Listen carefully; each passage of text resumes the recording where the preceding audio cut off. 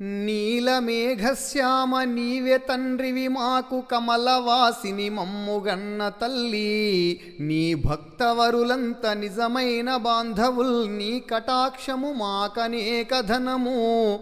నీ కీర్తనల్ మాకు లోక ప్రపంచంబు, నీ సహాయము మాకు నిత్య సుఖము. నీ మంత్రమే మాకు నిష్కళంకపు విద్య, నీ పద ధ్యానంబు నిత్య జపము.